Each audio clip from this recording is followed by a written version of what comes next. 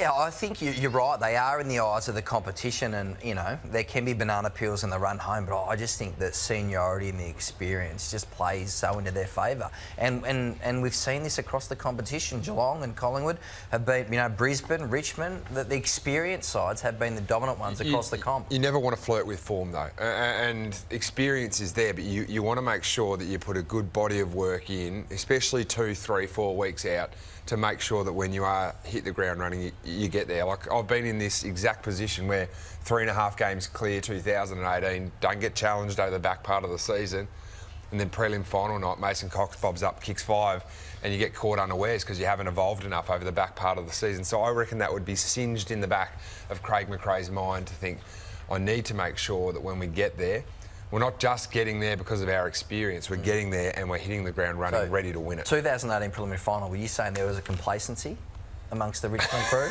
I'm just saying that you didn't win. Mason Cox played. Oh, you just don't get a chance to hone your craft enough. You weren't against primed. good sides. Okay. Against good sides. Not so much complacency, more like they. And there's a few sides like Geelong who don't play many top 8 sides over the back part of the season. So it's certainly, I think that's a big factor in prepping yourself for a finals charge. Yeah. There is no one way to do it, right? There's no one way. There's no scripted way to winning a flag. You take your own path. But I don't think the gaps are as big as what the ladder reflects. I don't... Sydney last year. Sydney were clearly the best team, weren't they? And they slipped up. Yeah. Okay. Well, they weren't they were on top of the ladder. I don't know whether they were the best team going into the finals, but they obviously got caught unawares too. The most dominant team across the home and away season. Yeah. That's to your point. But you got to be the best team in September. Yeah, it starts again. Let's take a look at our Ashley and Martin turning point while we wait for Nick Dacos, who will be joining us live from the Pies change rooms. And it was Collingwood who were trailing at half-time by 8 points, and it was this patch straight after the main break which really set the game apart in the end. Well, they were mucking around with the ball in the first half. They were taking risks back into the corridor that weren't coming off. And then just look at Nick go. Look at that. Look at the burners go on, and then he just finds the all-important 3 metres that just allows him to steady. He's still going at 95% rat power. And they were just more direct after half-time. I think Craig McRae said, OK, we tried a few things. We tried to get through the corridor. We tried to be really aggressive. It hasn't worked. Let's drop back into our normal pattern and let's go. Put the foot down. Yeah, and this is a sign of that fits and starts, as you've spoken about over the year, King, is that the good sides have got the ability just to put 5-10 minutes in. And I mean, it wasn't perfect football from Collingwood by any means, but they're a professional outfit and they needed to perform, and they needed to perform for the back of what was a pretty... Like, West Coast were really good tonight. Yeah, defence. Defence, like Harry Edwards takes 6 intercept marks. I reckon Andrew McQualter would come away from tonight going, you know what, we took a big step forward against the side that many think are the best team in the competition. And, I mean, they had their opportunities. Young Williams has a shot at the start of the last quarter, really important time, and misses it. Like, that was to bring it back to within a goal. So there's plenty to take out of tonight for West Coast. When you think about how they're missing McGovern, Yeo and Waterman, and they're still putting up a fight like that, it's pretty impressive. They're on the right track under Andrew McQualter, don't you think?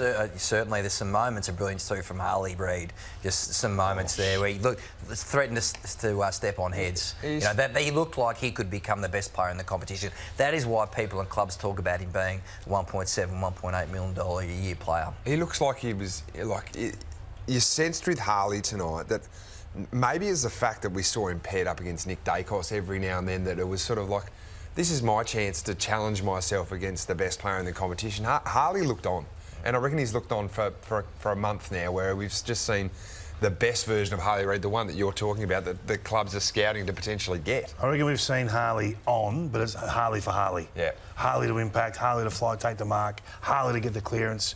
But tonight I saw a different side of him. He's putting his body in the way to allow his teammates to come through and take the football.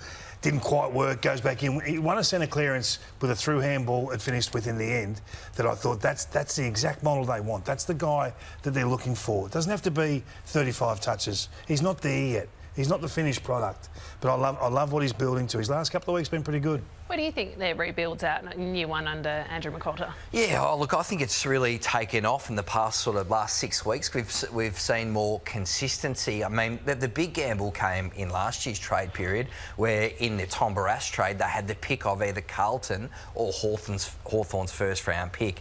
They picked Carlton's first round pick, and that is currently down the bottom of the ladder. So that was a bit of a sliding doors moment, and it was a tricky selection for them, but they gambled the wrong way because that Carlton pick is a low one, where we're going to see Hawthorn's currently in the mix for the top 4. The selection of Andrew McQualter as their senior coach just seems to be the right choice. The more and more we're seeing of them under Mini, and you've sung his praises multiple times on this show. You're a big Mini fan. Yeah, well, it came to the point at the end of Damien Hardwick's tenure where you think Ben Rutten was at the football club at Richmond, David Teague was there as well, both had been senior coaches, and there was a strong push from the senior players for Andrew McQualter to coach out the rest of the year. And that time in the chair, I think's helped him dramatically. And you start to see players play for their coach. Absolute masterstroke to get Liam Baker and Jack Graham, two of the disciples of Andrew McQualter, in the midfield line from Richmond. Well, and they lead the way. I think he's a fantastic footy brain. Yeah. Of all your assistant coaches? And it's hard to put them all in different things, but let's say, for example, his football brain, we did moves for Dustin and Kane and a whole range of midfielders off the back of what Andrew McQualter came up with. So you can see now he's starting to put together his list. His back line were fantastic tonight behind the ball. I think they've got Shanahan up forward, a young pick obviously from last year in the 30s. He showed something. Took a nice mark and kicked a good goal. You just want to see these little green shoots, and that's what Andrew McQualter's going to be building on. If he's leaving Oscar Allen, or when he leaves Oscar Allen, then Shanahan looks like he's the replacement. Let's get down into the Magpie change rooms, shall we? Because we've got the superstar, Nick Daicos. He's been good enough to join us. Nick, thanks so much. Congratulations on your individual game tonight and also the team win. Gee, didn't West Coast put up a fight? Oh, absolutely. They were amazing all night, 4-quarter performance from them, and we knew we were going to get that coming into the game. It was a real tough game at Marvel, but I think they showed why they're going to be such a good team for years to come. Nick, we were speaking to Andrew McQualter pre-game here on Fox, and he said we're not going to tag. What's it like when you don't get tagged? Because it seems to be happening every week, and it's much talked about thing with Marcus Windhager a few weeks ago. It must be refreshing to be able to run around by yourself for a bit. Yeah, it doesn't change my game a whole heap. The instruction for the coach for me is just go hunt the ball. So whether I'm being tagged or not, I just try and get to as many contests as I can. And we usually think it actually helps us when we get tagged. So it was a little bit different tonight in the first half, not getting tagged, as you said. But I think we adjusted really well as a team, just to the conditions of the game. West Coast committed a lot of numbers to the ball, and they were really good. But I thought our boys were awesome in the second half. You say it doesn't change your game, but how does it impact you mentally in the lead up to a game, wondering whether you are going to get tagged or not? Not a heap, to be honest. I do preparation around some positional things I might be able to do, or just watch some edits of a potential tagger. But once the game starts, I'm all just about chasing the footy and helping my team get the best result possible. And yeah, that's through pressure, getting the ball out the middle, and I thought the boys were awesome in doing that tonight. Scotty Pendlebury led the way, which is awesome. I think that's the strength of our group. If one player's a little bit down, the rest pick up the load. He's still flying the champion season 20. Don't worry about that, Nick. Hey, the coach, Fly McRae, said last week they had a 40-minute conversation with you, quite an in-depth discussion. Can you take us into that meeting and what that was like? What was that about? Yeah, he's amazing, Fly. I got a great relationship with him, and he was just checking in on me and sort of a mid-season review, if you like, on the first half of the season and things we might be able to potentially do as a team, and then also individually how I'm finding the season and on a week-to-week basis getting a little bit more attention. So Fly's been around so long. He's got such a great footy brain. I try and pick his brain all the time on things I can do just to become a better player. But yeah, as I said, I got a great relationship with Fly. We're frequently chatting about things that the team can do, and I know a lot of the boys do with him. Fly's just super humble and approachable, so that's what that was more about. Sorry about Jay. He gets emotional when he talks about Scotty.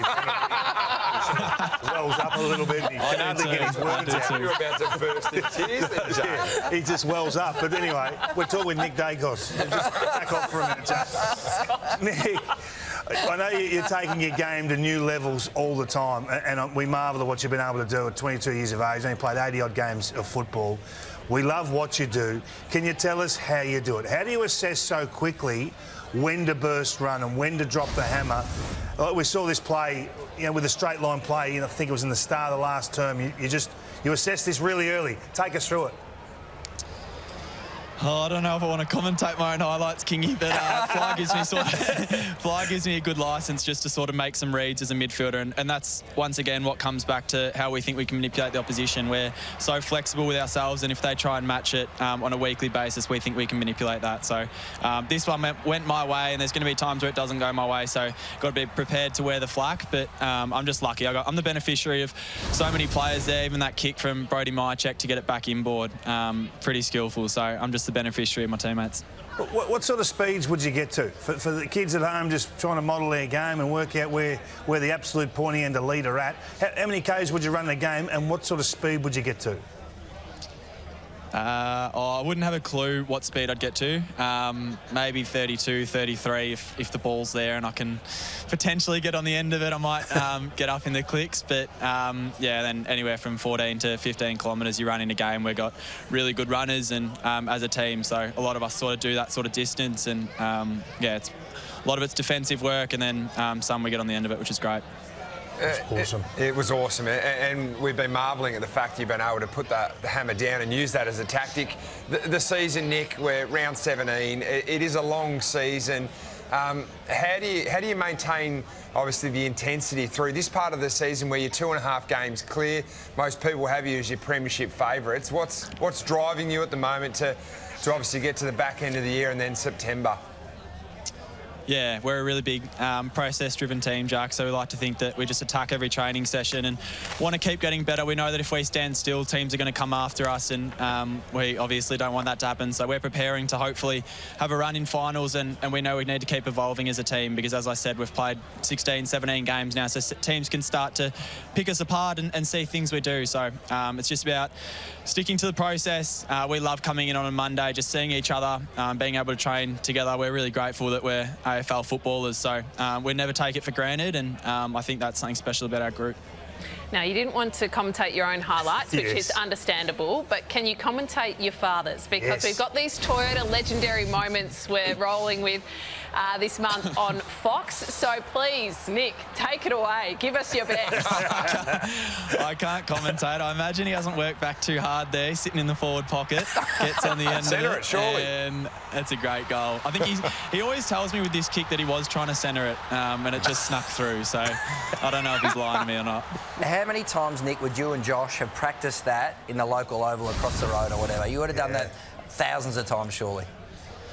Yeah, all the time, to be honest. That was every night for us after school as a kid, just getting to the park. We loved doing it with Dad. He'd come home from long days at work, put his bags down and take us straight to the park, and that was just something that the three of us loved doing together.